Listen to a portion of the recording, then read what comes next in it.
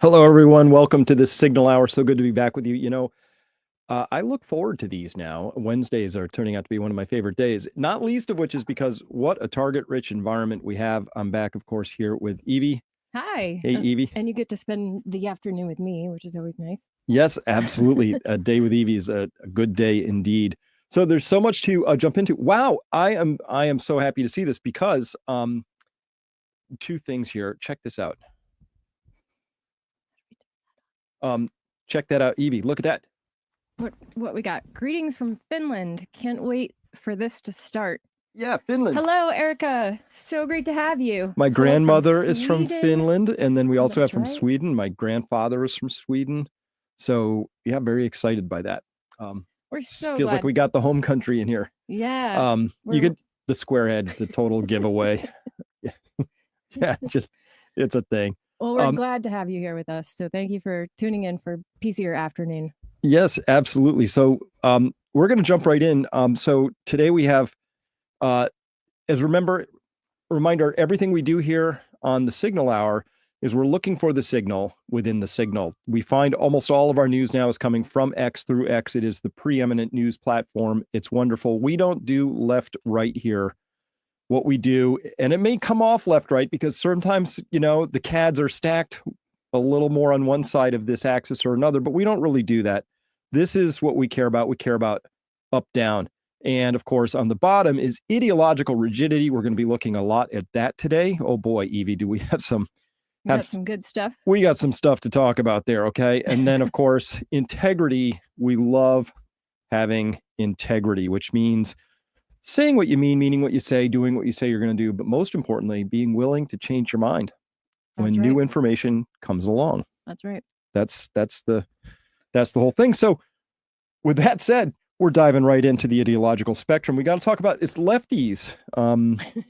Lefties losing it is kind of our not left right though. Well, what else could we call them? What could we call them? I mean, left right doesn't really, like I said, they just stack up from time to time on one side of that spectrum. Trust me, it'll be the other turn side at some point in the future. Yeah, I think you're right. That's just how that goes. It's like TikTok, all of that. So at any rate, let's go into this and look at this very quickly. How about this, Evie? All right. Check this out. Wisconsin. We got budget recommendations. What is Wisconsin doing? Let's see. This is the 2025 through 2027. Word previously used, wife or husband, changed to spouse. Okay. All right. Previously used, mother, changed to inseminated person. Word previously used. Oh, hold on. Could I be the first to say? How do you feel about that? Well, happy inseminated person day. Doesn't have the same. It's not the same. That's awkward. Yeah, all the new Hallmark cards are going to have to come up with now in Wisconsin. What is going on, Wisconsin? Come on, what is happening? Are they okay? Are you okay? Blink twice if you if you're in trouble.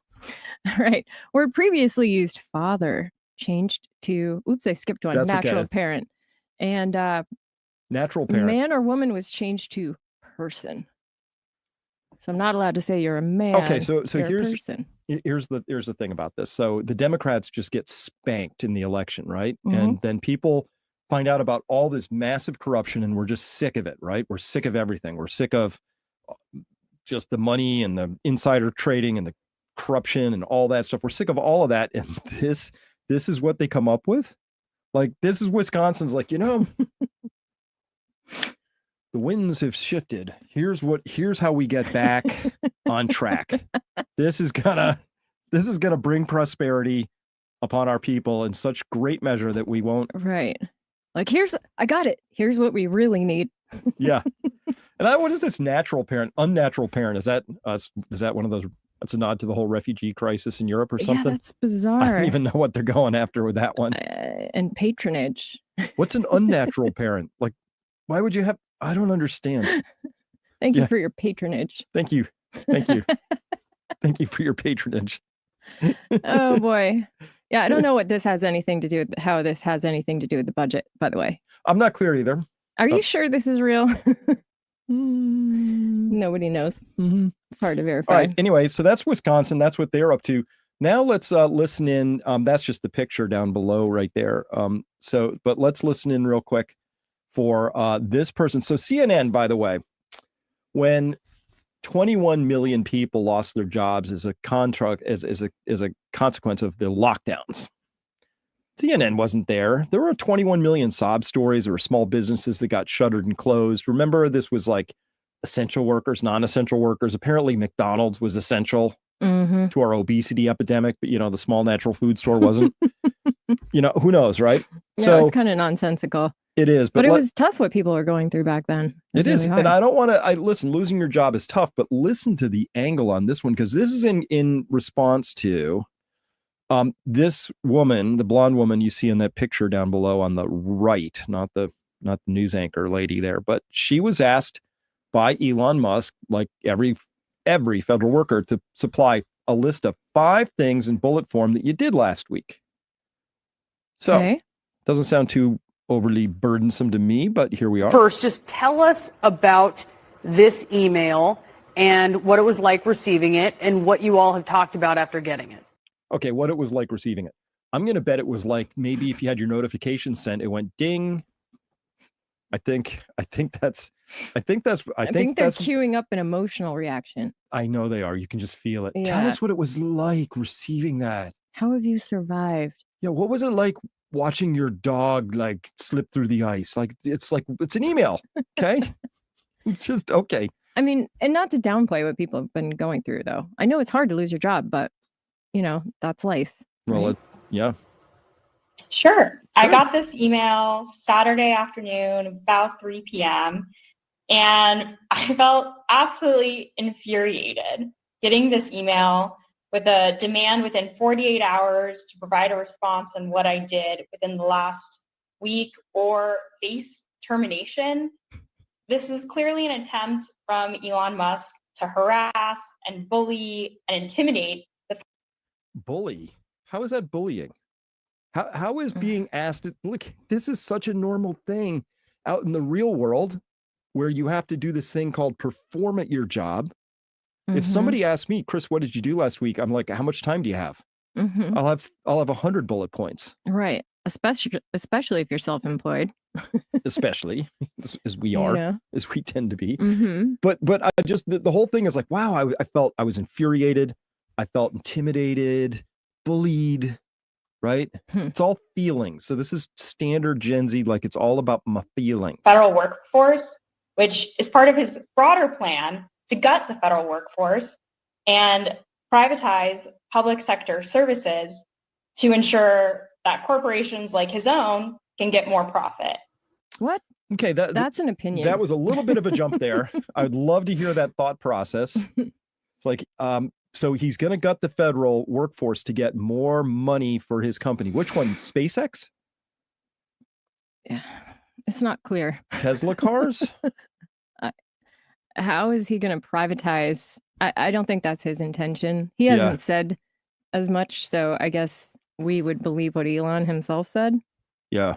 I'm just going to go out on a limb and say that's probably fair. Yep. Granite State Man says, I have a chain of command I would follow. And Harry says, but hey, sorry, if my boss emailed me on a Saturday, he would not get a response. Not?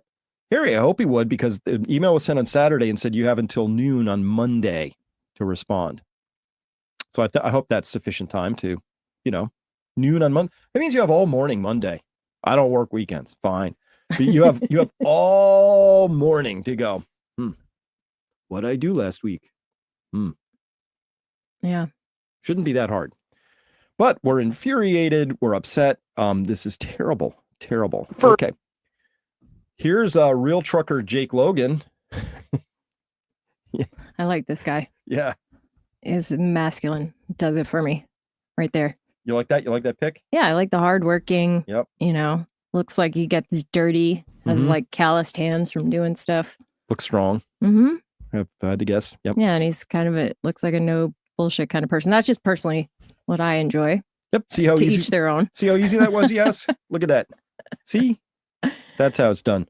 Okay. but it just keeps going. So this I just pulled off this morning off of X, and so here's some federal workers fired by Doge. Okay, and so they staged a sit-in, which is Okay. Where was this? Yeah. You guys go this way. Norway. Excuse me, everybody on this side. How did it feel when Murkowski threw you out? Everybody move. Again, I know that's a standard thing for journalists to ask. How did you feel when you got tossed out? But what is I'm not sure what the relevance of the feelings is necessarily. Anyway, everybody keep I'm not worried about me. It's been an emotional roller coaster. I came to USA intending on staying there for as long as I could. I really loved the work that we were doing. And now I don't know what to do. And I have cried every day. I think that that's normal. I have a 15-month-old at home, and I'm looking at him and thinking, well, what's this country that we're now living in? What's this country that we're now living in? I'm thinking it's a country where we have more accountability now, maybe, something like that. And I know she's probably, as a parent, you get some anxiety when you have those change of situations or scenarios Absolutely. where all of a sudden, your circumstances are different. That's hard. Yeah. We're not downplaying that at all. I think what's happening is the news is trying to drum up support in, saying that whatever Elon and, more specifically Trump is doing is not fair, that it's somehow not good for people, that overall it's negative. Right. Well, I have a prediction here, which is that now that we're finding out just how much fraud and corruption was actually just shot through the whole system, right? Not just at the government level. We're going to find this sort of replicated and referred itself through all sorts of levels out there. Okay. What, you see something funny up there? All right. But here's the prediction. We're going to have to go through a period of painful adjustment in this country as we get all that fraud out. That's going to hit the GDP. And we're going to get to a point where we realize that your job needs to add value in order for it to be a job. Otherwise, don't do it, right? David Graeber, the economist, called them bullshit jobs. Jobs that if you stop doing them, nothing bad happens. Nobody cares. Nobody dies. Nothing happens, right? But if Jake the trucker stops, trucking, well, all of a sudden you got empty fuel tanks. And so he kind of knows directly what kind of value he's adding. Now, doesn't have to be that tangible, but we're about to find out there are a lot of people who had jobs that you couldn't easily say, and here's the upsetness, like, how am I going to possibly 5 things I did, that added value? And you're stumped. If you're stumped, that means probably your job could go away very easily. Right. Now, I have to work hard and I have to pay a lot to support those people who can't even describe why they're doing has any value to me or them or anybody.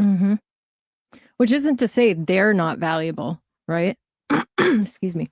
As a person, they're valuable. It's just that their job is kind of nonsensical. And so, I think it's in everybody's interests for them to kind of find something else where they're actually contributing to society and using their gifts and their full potential.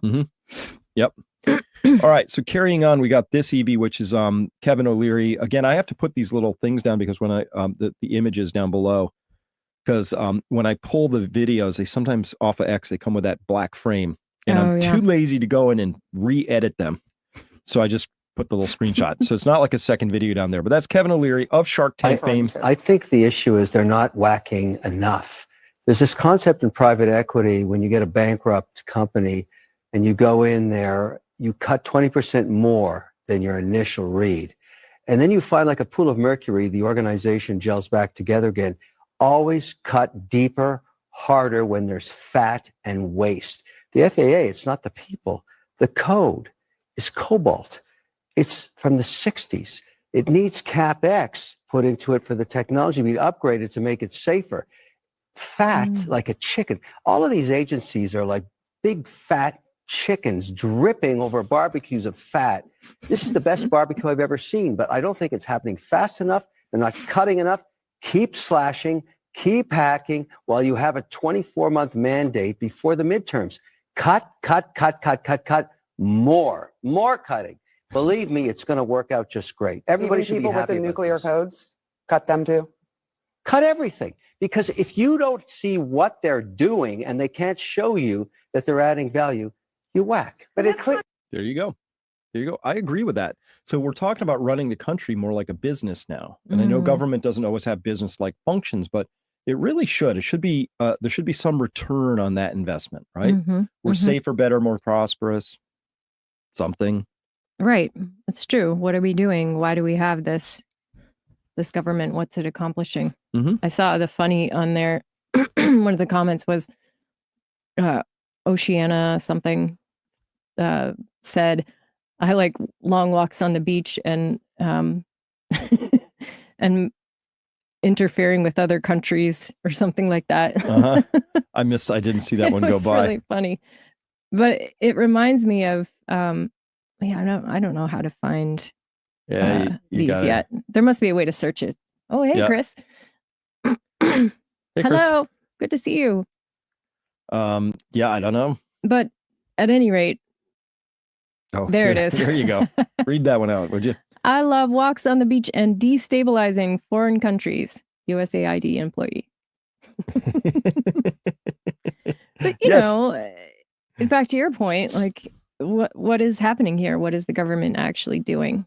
And are we getting a return on investment in terms of what we're spending and what we're receiving from that? And I think the American people just really want to feel like we're supported, we have what we need. So when hurricanes happen or fires happen or something like that, that there's funding to appropriately support the people that are most affected by those things. Sure. Now, maybe I got too jaded, but I had the sense, especially over the last few years, that it became a me versus them, right? It was adversarial. Like I wouldn't look to the government for help. Like if I had to ever go file forms or ask for permission to do something at any level of government, that they were going to be obstructionist, hostile, angry, that I really felt like I was being treated as the enemy, right? Right. You know? And so then you hop, skip, and jump, and you have this huge sense of entitlement among these workers. Like, how dare you cut my job?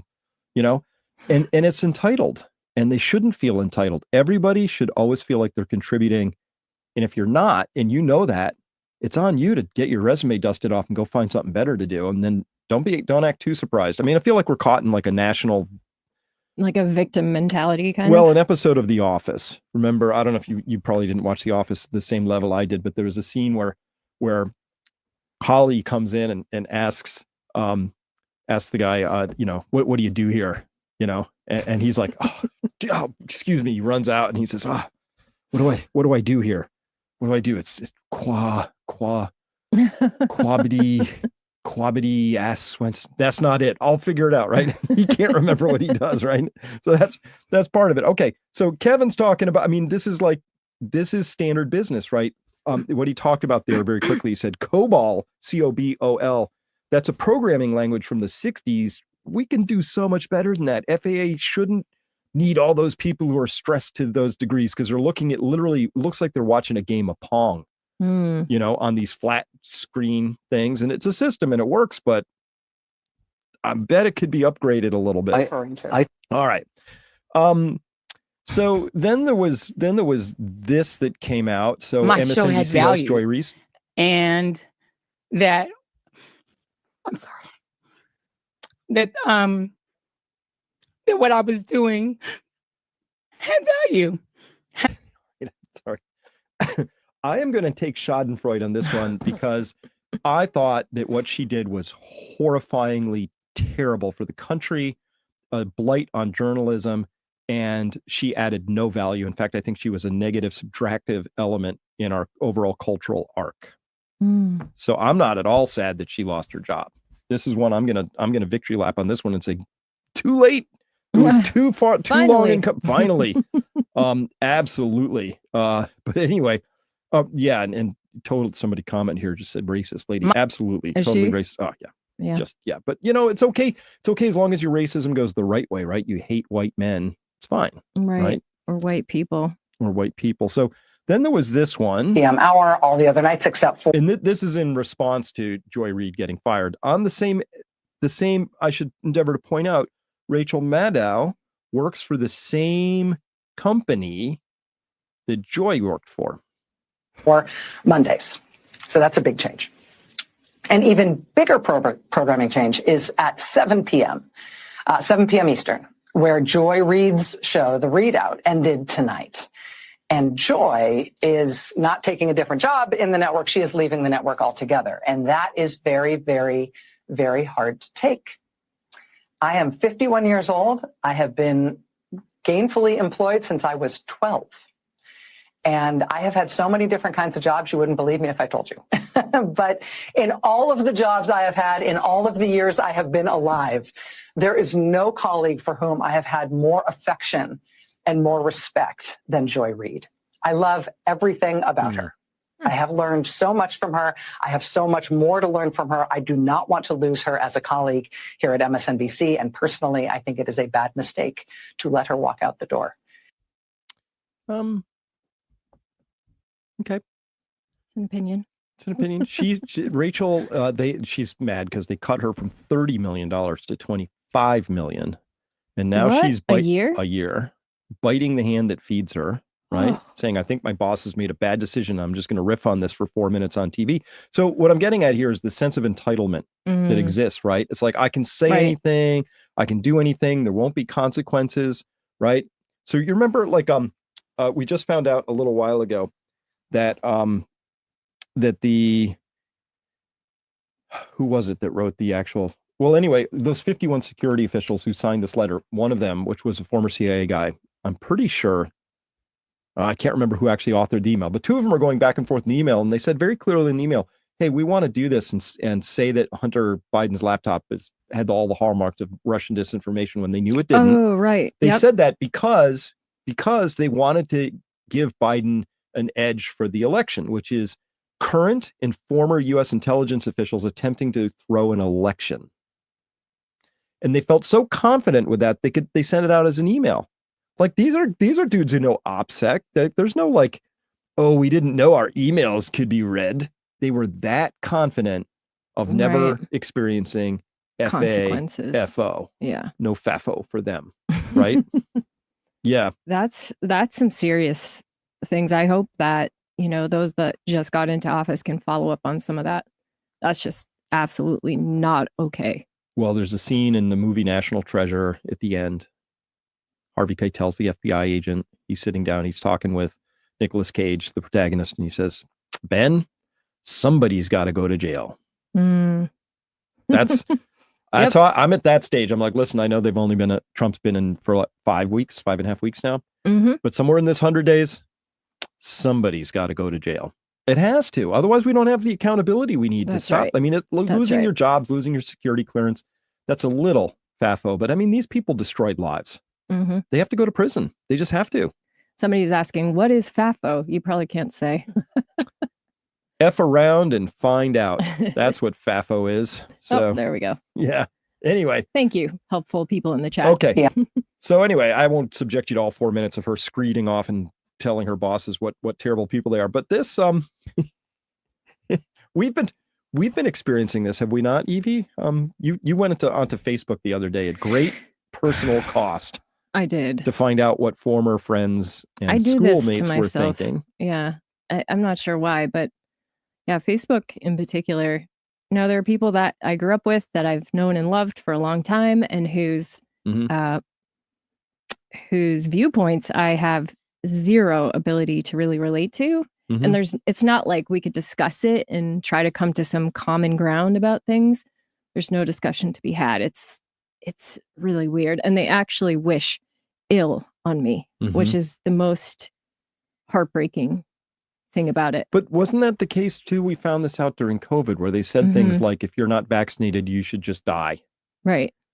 In the hospital hallway. You shouldn't be treated. Maybe your children should be taken from you. Yeah. Oh, no lung transplant, no heart transplant for you because you refuse the magic holy jab, right? That was evil stuff right Which there. Is still that's happening, who we're by the way. That's who these people are. Yeah. That's who these people are. It's weird, true. right? What would you? Just push that a little further out of the way. This? Yeah, it's just showing up in the shot. Sure. We're just studio hygiene. Just getting on here. So, at any rate, here we go. Let's carry on. We got a big tour of all of this stuff to cut through. So here we are with the Don Lemon episode. So let me just say to Megyn Kelly, in my 30 some years as Megyn Kelly for Fox. Anyway, so she'd said, "Oh, Joy Reid, adios. And so here's Don Lemon reacting to that. In my 50-some years as a person of color. Okay. He's making this about race, of course. Mm. And he's unaware that his glasses are reflecting his ring light. But that's okay. It's okay. It's not like he's been in this for 30 years. Go f yourself. Oh, Okay. That's so brave of Who him. is he talking to? I didn't Megyn catch Kelly. that. He's so brave. I usually don't like to talk about her because she's one of those people. She thrives on it. She has built the second part of whatever of her career on being a troll. Okay. All right. Brave, huh? I mean, I just so much respect for him, the way he said that. So Just kidding. can we just talk about the idea that this is not news? Like, this has turned into the tabloids. It's right? turned into like a just an emotional catfight at this point. It is, and it's really not where you can get objective information or facts about what's going on. And you can hear it. All you have to do is talk to somebody and you know exactly what they watch. Mm-hmm. Right? Yeah. Oh, yeah. What channel they're tuned into. And somebody said, prostitutes get paid for what they put out. And I think that's what's happening here. I think, there's somebody paying them that has an agenda, an idea or ideology they want to push. Mm-hmm. And that's what they're doing. But these people are taking up public airwaves to do that. And I think that's what makes me the most frustrated about it, is it's very misleading. Well, yeah, it is. And it's context free and it's just emotionally leading. The whole thing is just all emotive. Yeah. It's just performative emotions and stuff like that. And they're That's how not I see it. taking the other side. They're like battling people when they try to. Well, I mean, it's their product. They get to do what they want. I know you and I have talked about this a bit, Evie, which is that I do think that I'm at the point now, and I'm a huge free speech absolutist. Now, I think CNN should be able to say whatever it wants, MSNBC, NBC, they can say whatever they want, but they shouldn't be able to use public airwaves for that. Well, that's what I'm. Be a private company, pay for your own bandwidth, and that's all fine and well. Be who you want. And I totally support that. But NPR is using public airwaves that could be deployed for other things that could be of BBC use. too. BBC, yeah, and CBC. All the state propaganda arms, and it is propaganda, but CNN has basically become unwatchable at this point. And here's my thing. If we're talking, I'm going to let you finish your sentence. It's a bone of mine. I do not like when people are cutting me off or anything like that, right? Because it means fundamentally on some level, I'm not listening to you. I'm so anxious to talk that you can't finish your sentence. So CNN, besides always having a crawler at the bottom and doing this enforced ADHD sort of like, pay attention to everything at once, listen to this product. And then we can pick apart the content of it. But if I may address one issue. Manager of- You just denigrated Bongino's law enforcement credentials. He was a cop and a Secret Service agent. You denigrated his academic credentials. He has a master's degree. Just because he was a police officer doesn't make him qualified to run a 38,000 person, $11 billion budget agency, just like Pete Hegseth. But you know what does? Because he National Guardsman or everyone doesn't either. Thank you for your confidence service. and the pleasure of the president. And Whose I'm sorry judgment is terrible. And I'm Whose sorry judgment that is you are not god-awful. yet over the outcome of the election. No, because look at what's happening to our country, and I'll never be over it, Scott. This is dismantling our democracy in front of our eyes. Okay, her position is two points she's made here. First is that Bongino is not qualified because he hasn't run a 38,000 person organization before. And I'm thinking to myself when I'm hearing that, is there some finishing school for government bureaucrats I don't know about, like some place where you go and you manage 500, then 10,000, then 30,000, and then somehow now magically you are primed to be able to run that 30. You're ready for the big leagues. Well, I guess, but I mean, the point is like, but you have to be competent at bureaucracy. Dan's not coming in to be competent at bureaucracy. He's coming in to make sure that the scoundrels who ran that illegally, that's right, and unconstitutionally are rooted out. And he's absolutely the right guy for that. I think so too. So that talking point, they keep trying that one. Oh, they are unqualified, right? They're unqualified. To which we would say, if I may address one issue. Manager of Can we talk about the qualified people real quick that came in from the last administration? So that's the whole but whataboutism, right? Which listen, I can do without that, but I get that. But they made no bones about this when it was like CNN doesn't care when private citizens are losing their job. They don't care about like when the Keystone Pipeline people lost their jobs. Biden came in, first thing he did, axed that 38,000 people lost their jobs. Biden came out and said, well, why don't they learn to code? Oh, right? I forgot about that. Yeah, That's remember? right. Yeah. Yeah. That's right. So yeah, at any rate, it's just anyway, double standards. Like I say, often if these people didn't have double standards, they'd have none at all. Right. But let's carry on. And I'll never be over it, Scott. This is dismantling our democracy. So here's that piece. They are dismantling our democracy.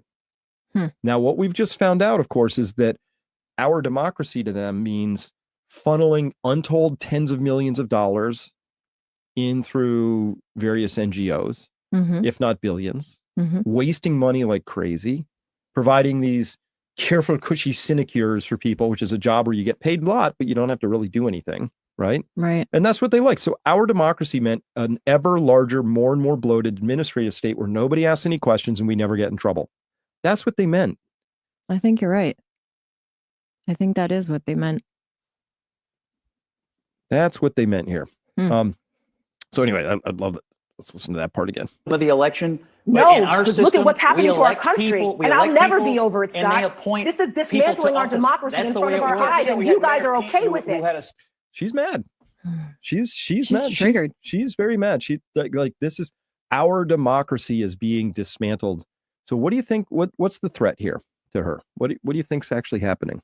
What is she scared of? Like, that's a good question. I have trouble trying to cross to their side of the aisle. I know. In terms of like, what's the actual concern? Can we articulate it? Well, I think we'd have to be steeped in the propaganda that she's been stewing in herself, right? So we've heard that, this is a threat to our democracy over and over again, all over the place. It's every major news channel had their anchors saying that for a long time prior to the election.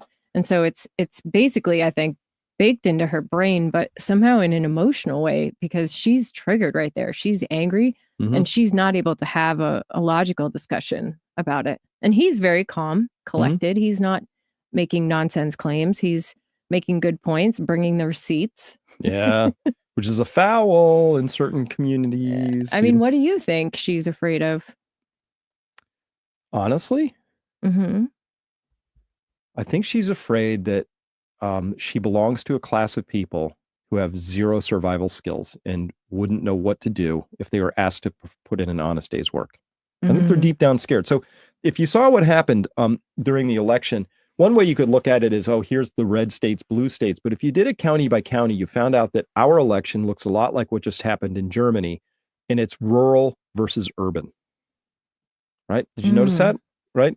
So like it's like Washington State went blue. No, it didn't. By counties, it's this little blue cluster called Seattle and a whole sea of red to the east, right? Right. New York State isn't a big blue state. It has a whole bunch of red counties up there and then these few places. So I think it comes down to this, that a lot of urban people know deep down in their hearts, they don't know how to do squat.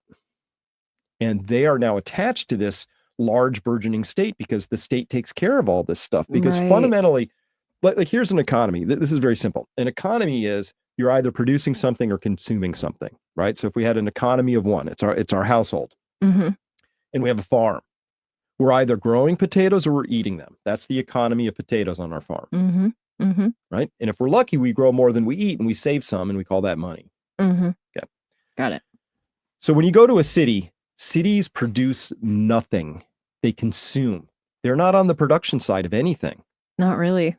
They're on the consuming side of everything. Waste goes out, they're excreting that. But I mean, it's like all the food, everything. And then they do things which help us organize ourselves a little better. But fundamentally, cities consume. And so the people are being asked on an increasing basis by this bureaucratic state, like they wanted more and more and more. They just didn't have an off switch. They didn't have an enough switch, right?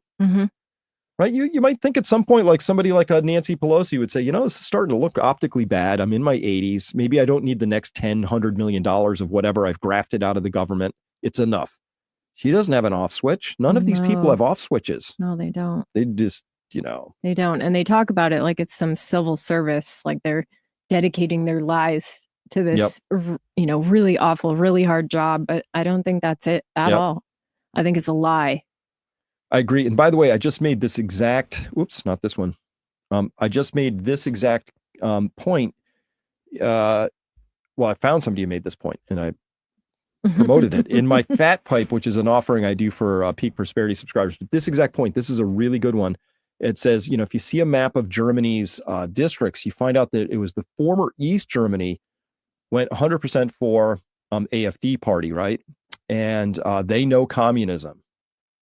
So it's interesting that Germany's now all like, oh no, we have these ultra far rightists, which are basically people are like, no, we're not okay with this whole refugee thing, and we're dismantling our energy state, so our economy is collapsing, and we're not okay with that, and so that labels now you're far right. But as we saw last week's Signal, I remember they're busy like doing anti-free speech stuff, like mean tweets, putting people in jail. That's totalitarianism, right? Bought police. Sure is. Yep, all that. So the people, it's interesting, in the last elections, the people in East Germany who just came out of totalitarianism said, oh yeah, no, we're not. No, thank you. This does not go well, right? This is going to be interesting how this shakes out. I mean, I wonder if countries are actually going to start splitting over this stuff, because as you can see here, I mean, you couldn't be further apart. People are miles apart in their belief systems. You know, it's like we've gone to the extremes of both ends on some level. This is exactly. So this is, when you ask what is her fear, I think it's her fear of being exposed as just a raw consumer on some deep level, and realizing that somebody's going to step forward and say, tell us how you add value, and not having any bullet points to write down. Right. And as they say, you know, good times create weak men. Yeah, we're at that stage. These weak people are about to create hard times, and we can all feel it. So one response to that is tyranny. And so, of course, the left, confession by projection, everything they accuse their opponents of is something they do 100%. Right? Seems that way. There's a lot of projection. Is a dictator, they said. Why? Because he says the party that wants to decide if a baby should live, how much money you should earn, what energy source you can use, what words you can say, and if you should own a gun. That's the party that says he's a dictator. That doesn't, it's ridiculous. Well, it is. When the truth comes out, do not ask me how I knew. Ask yourself why you didn't. This is an important point to me because it's all out there now.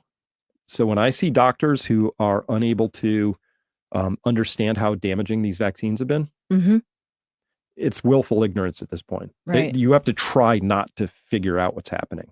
You have to avoid that. It's willful at this stage. It's not just like, oh, I didn't know because Daddy CDC didn't tell me. You know, it's willful.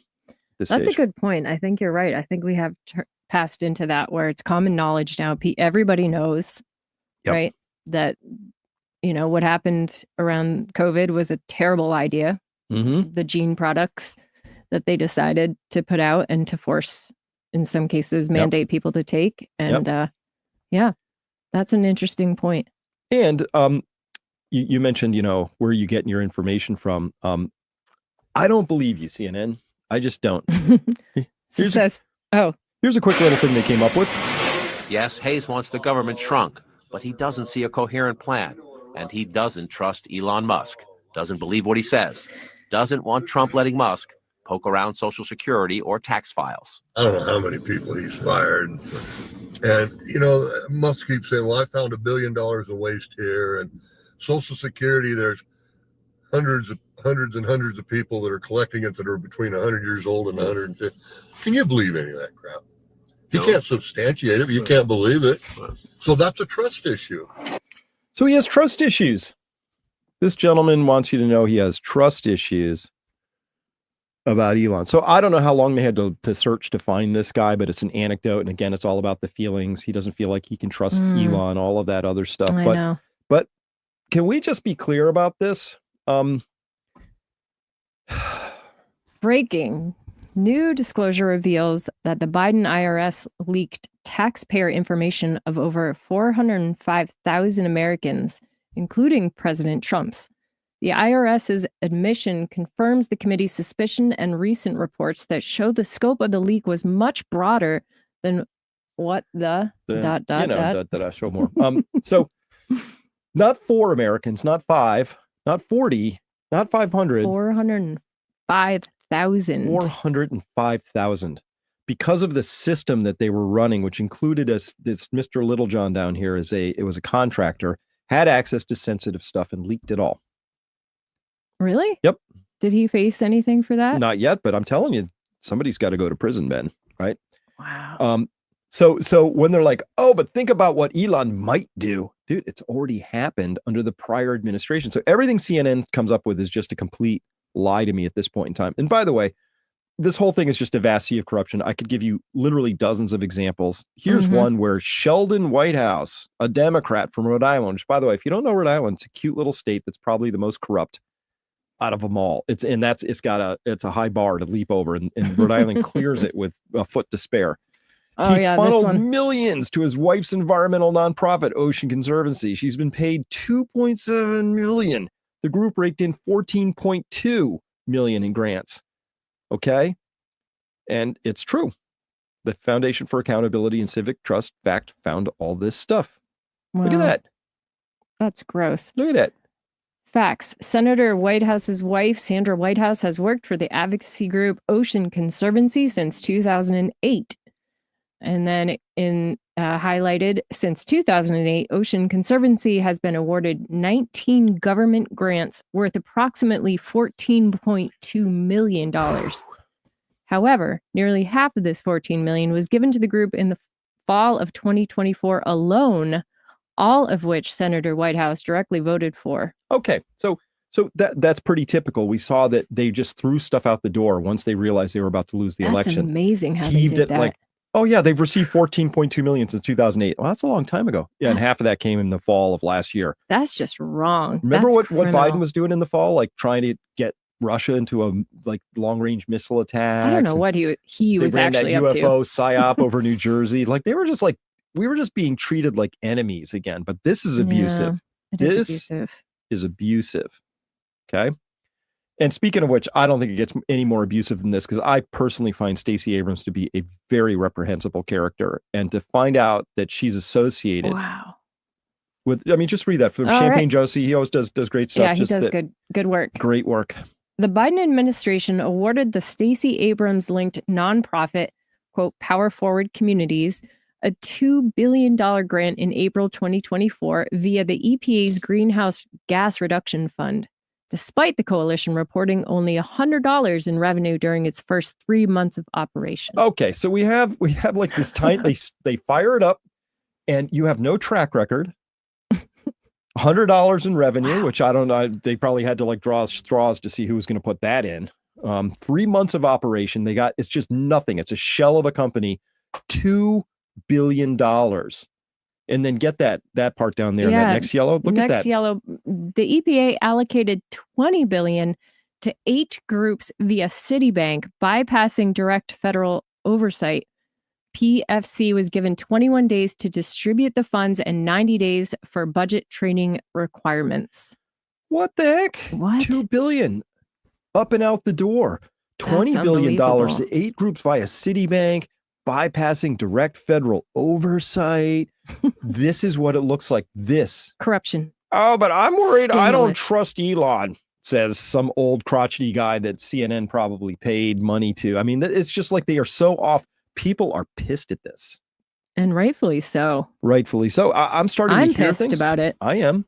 I'm starting to hear things, Evie, from fairly senior people in the world who are starting to say, why am I paying taxes? Right? If this isn't comprehensively addressed, if people don't go to jail, I think it's a legitimate question to ask. Right. Yep. If there aren't any consequences that follow all of this. Yeah. Mm-hmm. What? No, why am I paying taxes into this? Like, it would take me a long time to pay $2 billion in taxes. It would take a lot of Chris Martinson lifetimes, right? A lot. And that just gets funneled to Stacey Abrams for her Powering Forward Communities, which is addressing climate change with equity. What even the heck was that? It was some kind of a bad dream. It was a bad dream. Well, you heard it here first. I do think that there is a tax revolt coming if they do not get their arms around this, because there's nothing in the Constitution says I am legally obligated to pay into fraud, to a fraudulent system. There's nothing. That's right. Nothing. There is something in the Constitution that says from time to time, they have to give me a complete accounting of how my money was spent. We're finally getting a tiny accounting of this, right? I know. All right. And people are screaming about it. Here's a whole section I put together. I'm calling this one Politicians Who Are Demanding That We Replace Them in the Next Election Cycle. And we're starting with Chris Murphy here of Connecticut, absolutely demanding. And by the way, I love all of these protests that they have showing these massive crowds, which usually number in the dozen-ish range. And look at him. Read, what's it say on the front of his little lectern? Tax the greedy billionaires. Tax the greedy billionaires. Make billionaires pay. Okay, as a quick aside, if you took everything every billionaire had and you taxed them 100%, you could somehow sell all of those assets without crashing the markets. You would be able to fund the government's deficit for about a year. Then what are we doing next year? Because now we're out of greedy billionaires, right? And by the way, Thomas Sowell makes this great point. He said, why is it okay to call somebody greedy for wanting to keep what they've earned?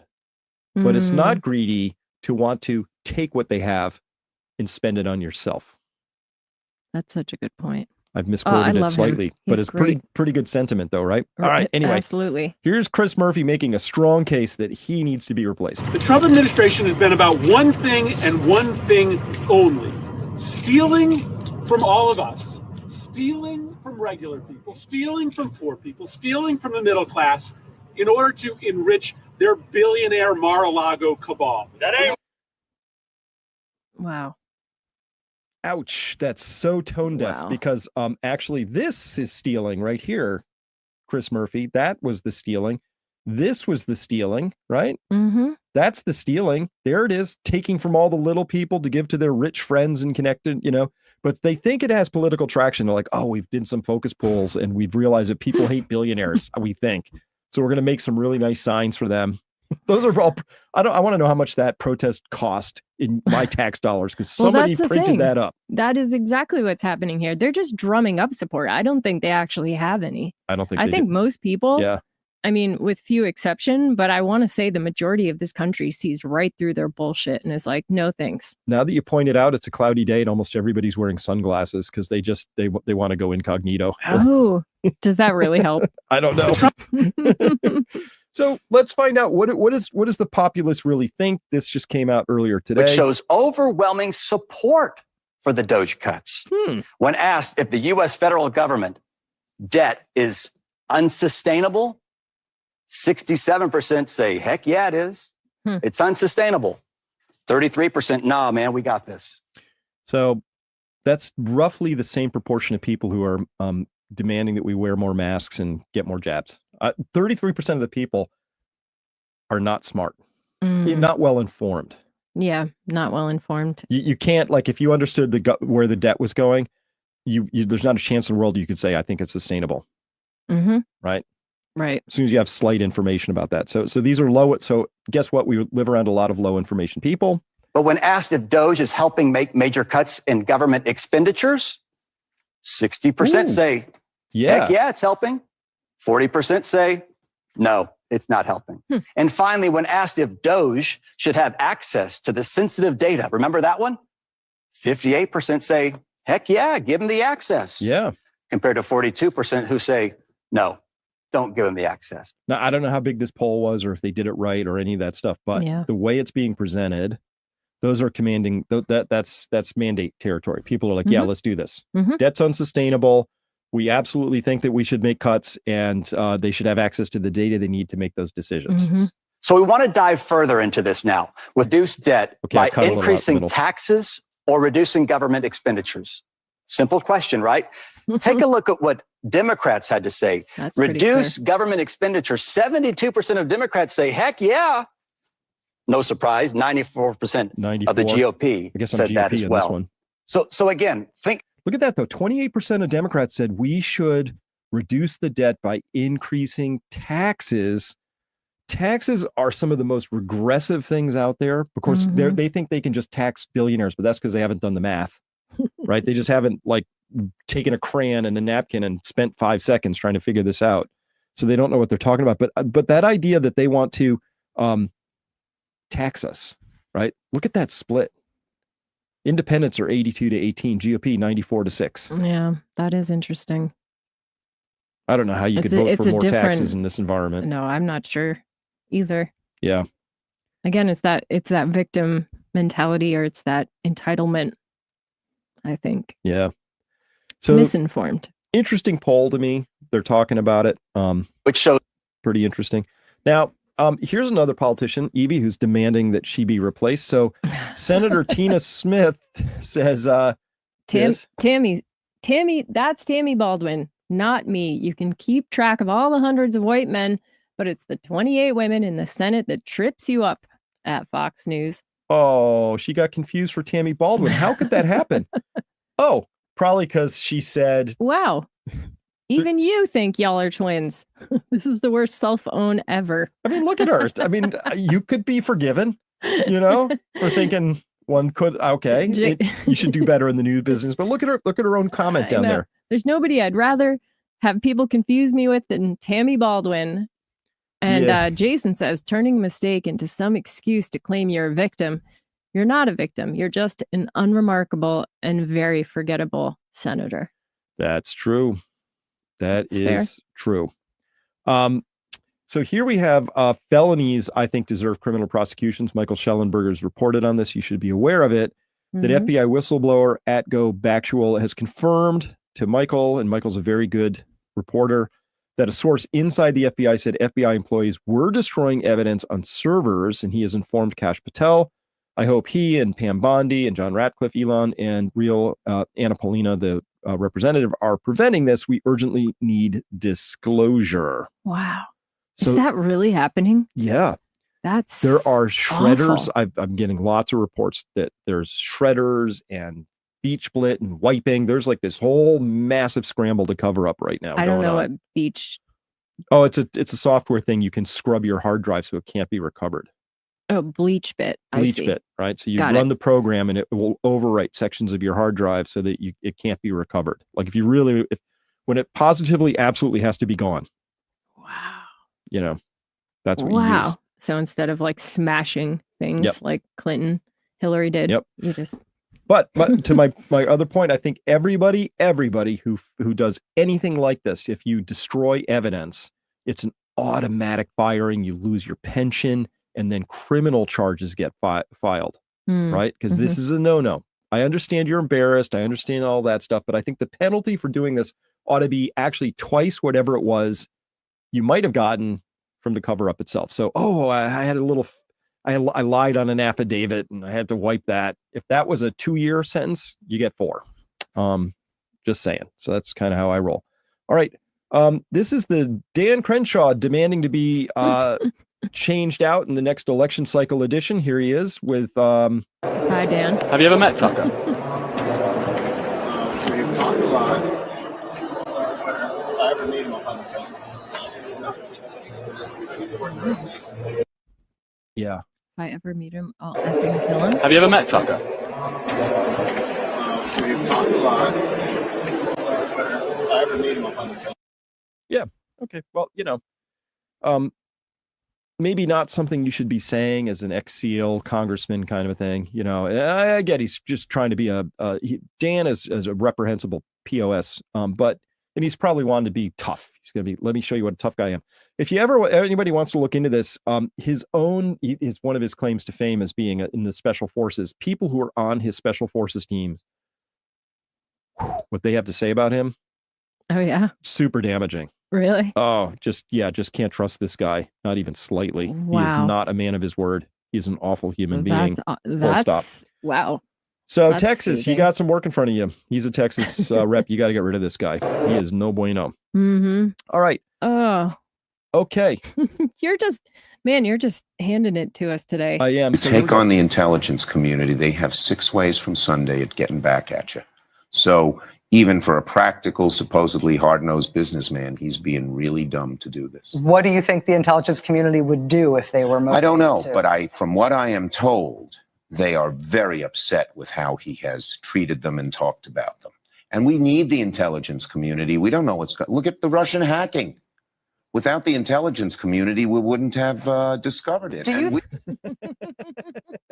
And of course, of course we wouldn't have, because it didn't actually exist and they manufactured it out of thin air.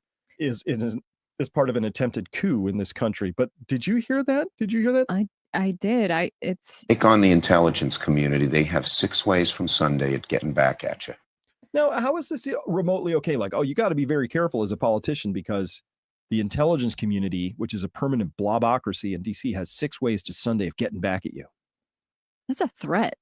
Don't you think? And I like the point that you made earlier today about how when he actually looks at the camera. Well, it's this point that Kristen Mag made, which was he breaks the fourth wall. He looks directly into the camera twice, and it felt very threatening. Now Chuck is a pro, right? So he's been on TV countless times. You don't do this. Like, I know not to do that. Like, you don't break eye line for the camera unless you mean to, right? Mm-hmm. So why would he do that? It's kind of interesting because he does it twice in here. Take on the intelligence community. They have 6 ways from Sunday at getting back at you. So even for a practical, supposedly hard-nosed businessman, he's being really dumb to do this. What do you think the intelligence community would do if they were? I don't know, but from what I am told, they are very upset with how he has treated them and talked about them. And we need the intelligence community. We don't know what's going. Look at the Russian hacking. Without the intelligence community, we wouldn't have discovered it. Do you think he has an agenda to try to dismantle parts of the intelligence community? I mean, this form totally of sketchy, right? And by the way, that's Chuck Schumer's wife there. His beautiful lady. His beautiful. Yeah.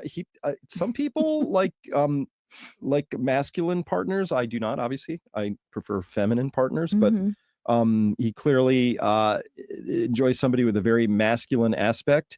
By the way, and there's another picture of his wife down below.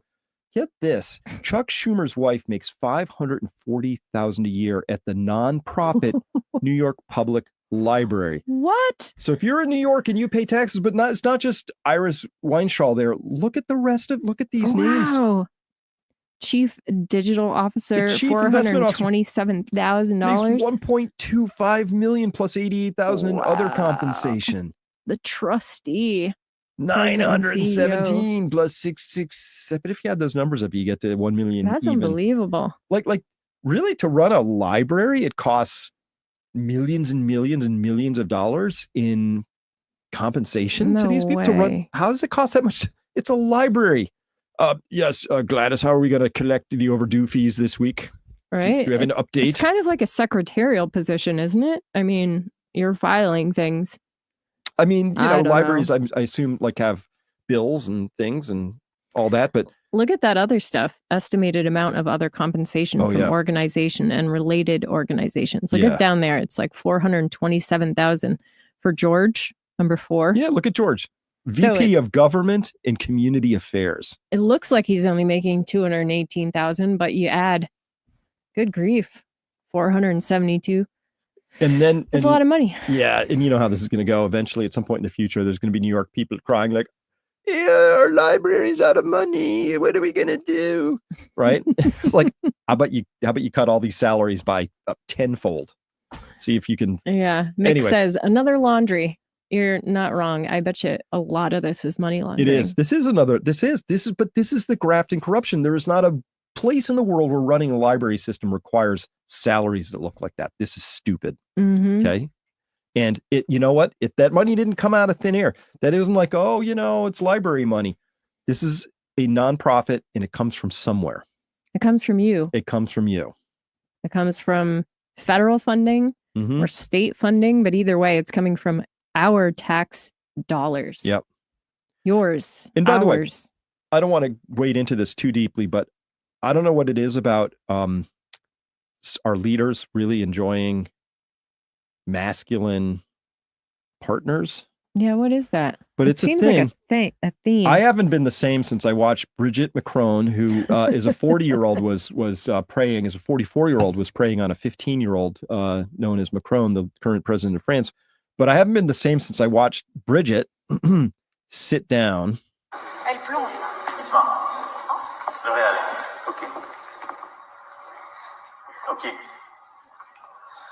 That's a very masculine way of sitting down, don't you think?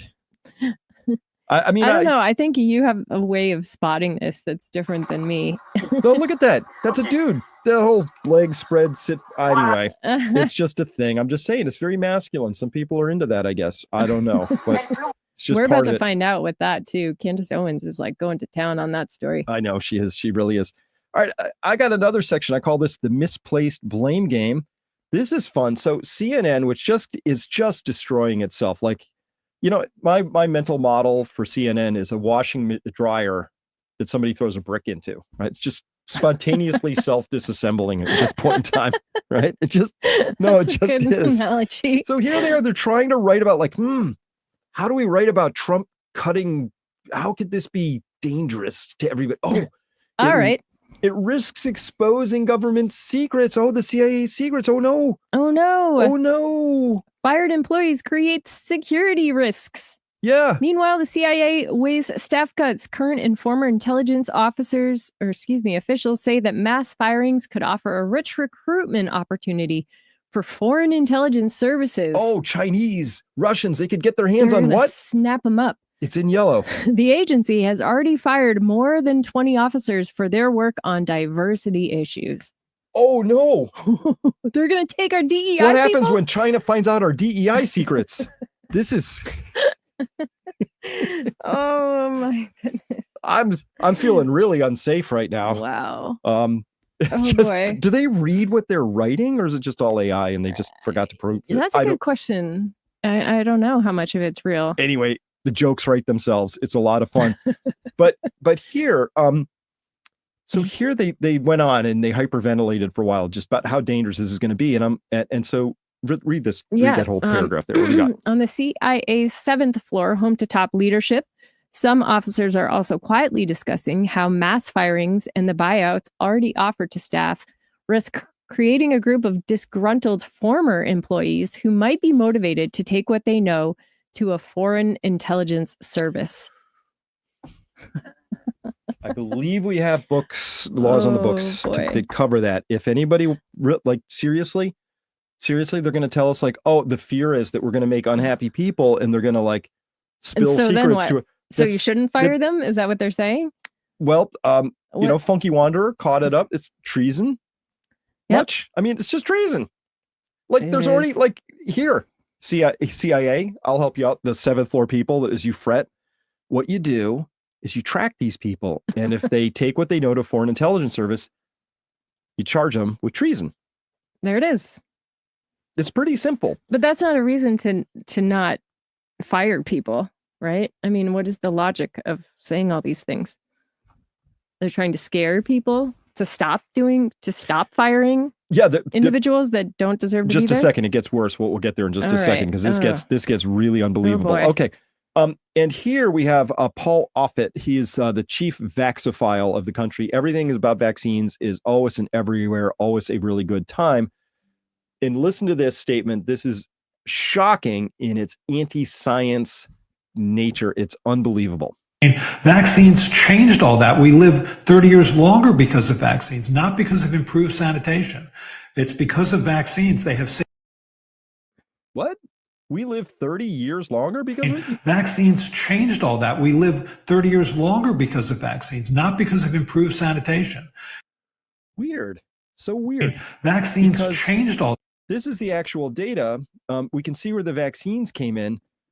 You know, it's you know what it is, Evie? It's crazy how whooping cough and polio and scarlet fever and typhoid knew the vaccine was coming. Oh, actually, typhoid never had a widespread vaccination. The threat of it scared them away. Scared them away. Like we're living 30 years longer, not because of sanitation, but which would be the early parts of those curves, but because these are smart viruses. They are smart. That the vaccines were coming and checked themselves out of the game.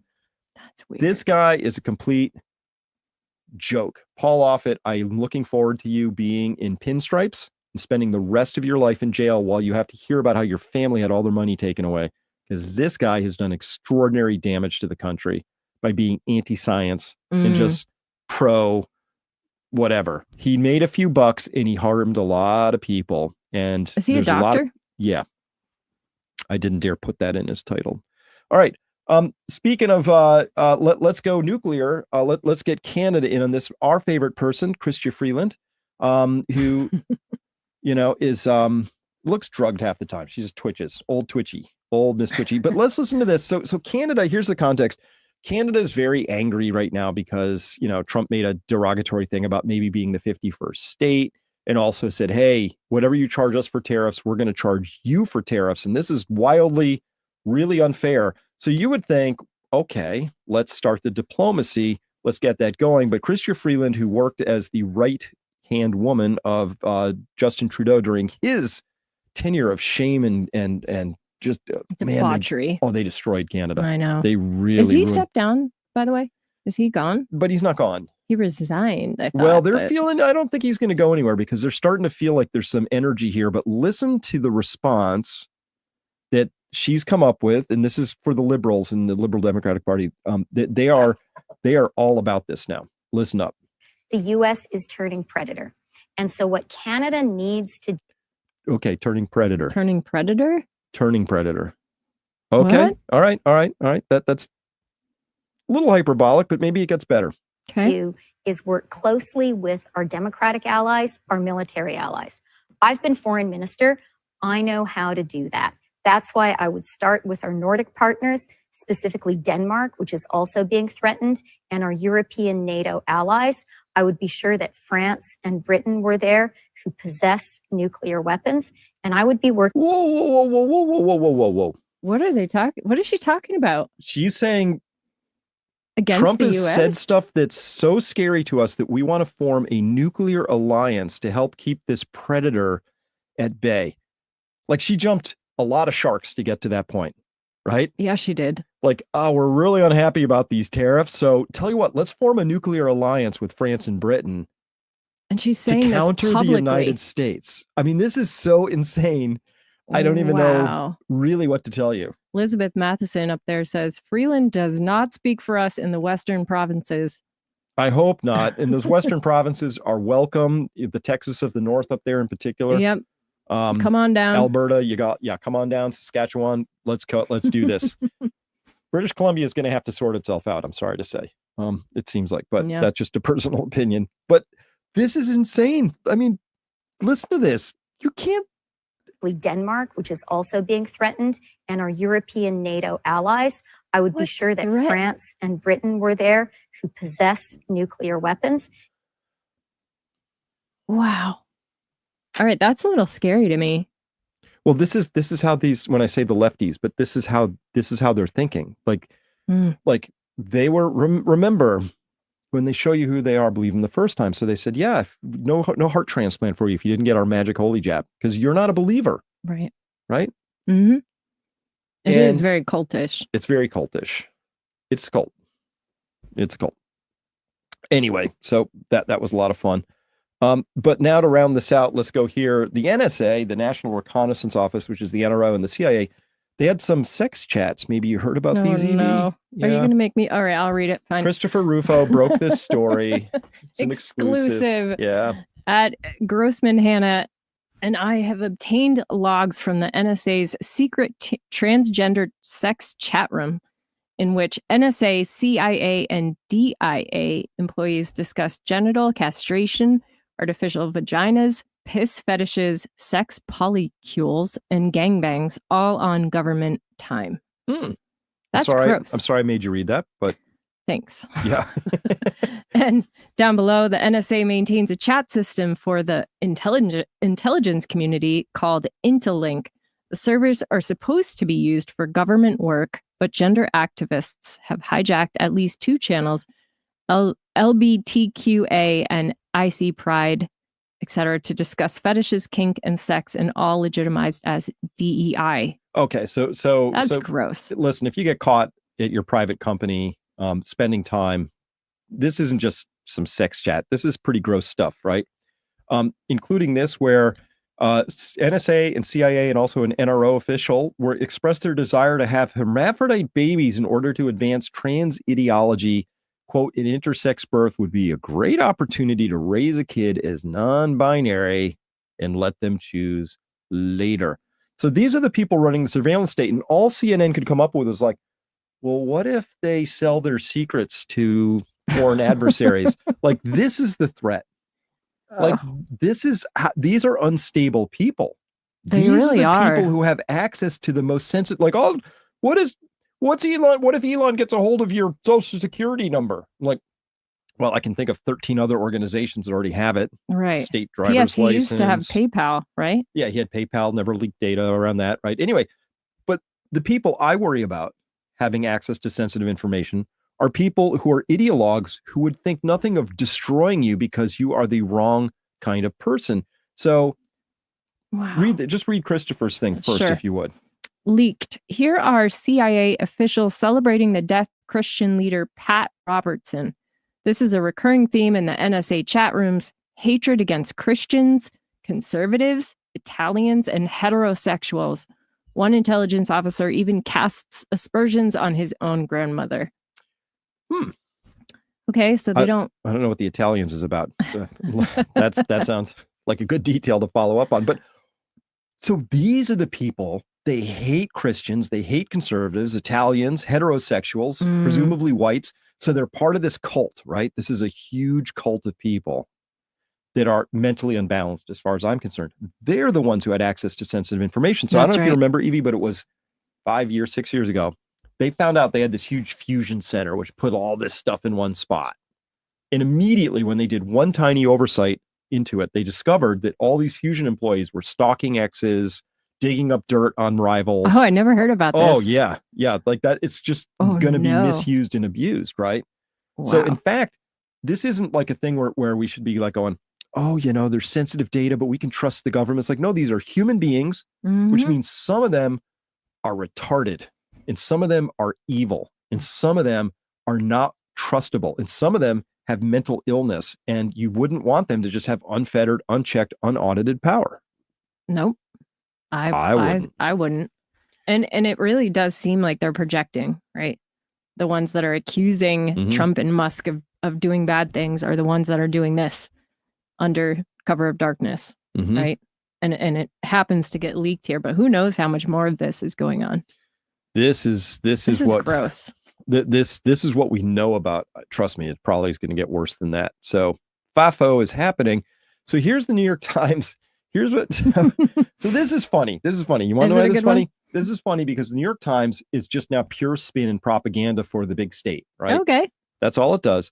And they didn't comment. They didn't dare to actually talk about any one of those things that like the vaginoplasty, and some guys chatting away on there about what it feels like finally to be penetrated. And there's all this stuff going on. It's really gross. They didn't dare report on a single one of those things, right? They didn't talk about how this could be a security risk to have people who are unbalanced like that. Look at that. Yeah, read the byline. Says Gabbard says more than 100 intelligence officers fired for chat messages. Tulsi, bam, they're gone. Boom. The chats have been set up to discuss sensitive security matters, but a group of employees used it for discussions that contain sexual themes, intelligence officials said this week. Sexual themes. That's what they're running with. That was their spin on this. Contain sexual themes. The chat program was administered by the National Security Agency and intended for discussions of sensitive security matters, but a group of employees used it for discussions that contain sexual themes, intelligence officials said this week. The chats also included explicit discussion of gender transition surgery, officials said. That's so gross. They were just discussing their gender transition surgery. We can all agree that's a good thing, right? And good use of our money. Again, discussions that contained sexual themes. So is this all the stuff that they've had under, the guise of classified information? Yes, so, all nobody this would have can been see classified. Yeah. Classified. Too sensitive. Because and that classified often is a euphemism for embarrassing. Christopher Rufo wrote, great news, but the chat messages contain more than sexual themes. They were discussing symbolism, like they weren't discussing symbolism in Madame Bovary. They were talking about cutting off their genitals, enjoying piss fetishes, and organizing gangbangs on company intel agency servers. And Elon Musk said New York Times is pure propaganda, and he's absolutely right. So, but look at the spin, this constant spin, right? So we know that our media has been shot through with Operation Mockingbird and it's just running interference. Right. If we didn't have X, I would have no way of knowing any of this stuff because I would read the New York Times thing and that's pure spin, right? Oh, I would probably come away from that. Old me would say, oh yeah, government employees that got fired for discussions that contain sexual themes, that's a free speech issue to me. Like that's right. But that's not what was happening. And it represents a security threat. It represents a real deviation from things. And That's so right. it turns out that you can't trust the media. And so that leads me to this. Here's a little song I wrote. Called Your Conspiracy Theorist Friend Was Right and You Owe Them an Apology. You sure do. There's a lot of apologies. This is big ass year of I told you so's coming up. All right. To round this out, there's a little trouble across the pond. Things aren't going so swimmingly. So Evie, UK. I'm going to need help crossing the intellectual divide in this. So this is an actual poster that showed up in London. Somebody took a picture of it. And it says goes from 0 to 39 in 3 seconds. And somebody's taken Elon where he was on stage and held his hand in a certain position to suggest that 0 to 1939, obviously it's Elon. Elon is in a Tesla. So we're supposed to connect Elon and Teslas with Hitler somehow. And that's the swastika. The swastika. Okay. All right. Wow. Help me out here. I got nothing. No, help me out. I need help. Make the leap. So because Elon is exposing corruption at places like USAID, people in London are feeling like we're in danger of going back to Nazi Germany. What? Yeah, that I don't really understand how that connection happens How do you for them. get there? And why do they care anyway? Yeah, why would they care? Like, there's It's our- Canadians all upset about this. Like, who cares? It's the US. It's our corruption. We're dealing with it. Yeah. We got this. We're taking out the trash. Leave us alone. Are they scared that it's going to come over to their side? Maybe. And now that maybe I bet you that's it. That their bureaucrats don't want their house to be cleaned. Yeah. You know? Yeah. What do you guys think's going on? We have some wonderful people here in the chat that have all sorts of good ideas. Somebody thought the swastika was kind of funny. How about this? Hitler did root out corruption. Hey, Dan Edwards, good to see you again. Yeah. Said not a sig hail because he didn't close his fist. I thought it was open-handed. I don't know. It's just edgy, nonsensical. Yeah. Yeah. Oh, it's so sweet. It's so sweet that London is so concerned for us. I know, right? Whatever. Thank you for your concern. But yeah, this is just tone deaf. Well, it is, but I'm still struggling to understand how you go from Elon cutting waste and fraud to him being like Hitler. I don't get, so this is somebody holds this point of view and they're serious about it. Right. Well, they think that Trump is like Hitler. They try to conflate he and Hitler all the time in the media, at least here. Well, they do have a lot of money in that brand. They've worked hard to develop that brand of. They have. Trump is literally Hitler. And then he's a threat to our democracy, which makes it sound like he's just taking all this control and nobody wants it. He's just, this awful authoritative. I know the way Trump is just aggressively expanding the power and the reach of the government. Oh, no, wait, he's cutting it. He's cutting it. And he wants more oversight. Because he has just that pure, it's just white men on his wait, he has the most diverse cabinet ever. Well, it must be because of how he's locking down and cutting free speech. He's expanding that. Yeah, Elon. It must be because Elon. Oh, wait. No, it's like literally. Yeah, it doesn't make sense. It doesn't make sense. But these people don't make sense. All right. So they're having a little trouble cognitively across the pond, but that's because probably they're led by Keir Starmer. Look at him trying to be Churchillian here. Yeah, look at that. As we enter a new era for Britain's national security, we will meet tyranny and violence with resolve and strength. Okay. Two-tier Keir, one of the worst humans out there. And I think I have a sense of why he ended up that way. Yeah? I don't know. What you got? It might be true, might not, but Dave Collum put this out here. There's Keir Starmer allegedly as a young boy with Jimmy Savile. He got diddled. And so for people who don't know Jimmy Savile, he was decades of abuse. Over 400 victims came forward, and that's what we know about. So there are many more besides, covered up by the BBC, protected by the system. The UK, if it has anything, we know it has a problem with official cover-up and if not even support for people like Jimmy Savile. It's just been part of their culture for a long time. The bureaucracy, for sure. Yeah. Yeah. So that maybe that's it. Maybe. Wow. Maybe we don't know. So they're alleging that's him in that lower picture there. Yep. So what I'm going to see, Dave will get to the bottom of that. Basically, Evie, I think we're here. This is where we end up. This is where we are. We're at the end game. You're not going to wake anybody up anymore. We're basically at end game. There are things that are about to start happening everywhere that's going to freak the shit out of people. Back away from trying to wake them up. They're comfortably asleep. They're where they want to be. And unfortunate as it is, when the crap does hit the fan, they're going to look around and say, why didn't someone say something? Yeah, that's a good point. No, I think that's where we're at.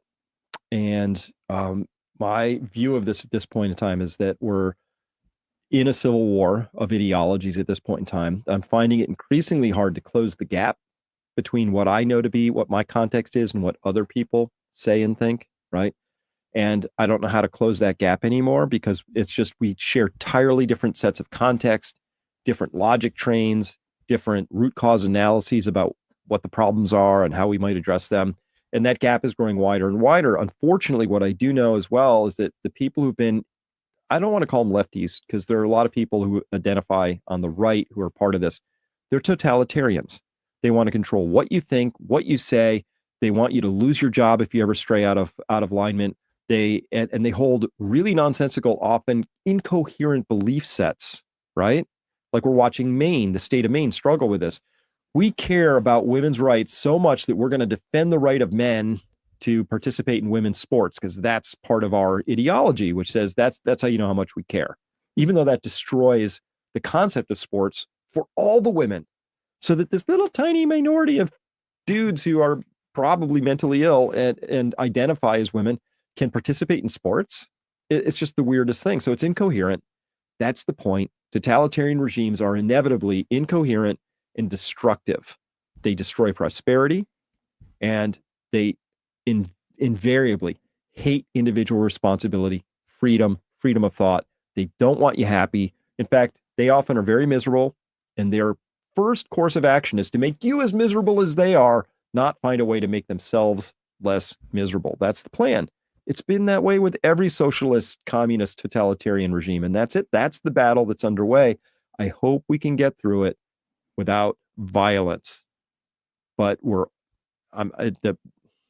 it's looking less and less hopeful that these people are going to suddenly realize, like, oh yeah, there is a better way to do this. Let's try another way.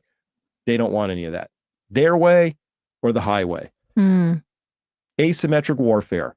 How dare you hold us accountable? Oh, we're going to crush you for holding wrong thought, right? It's how it is. So keep up the good fight. I guess.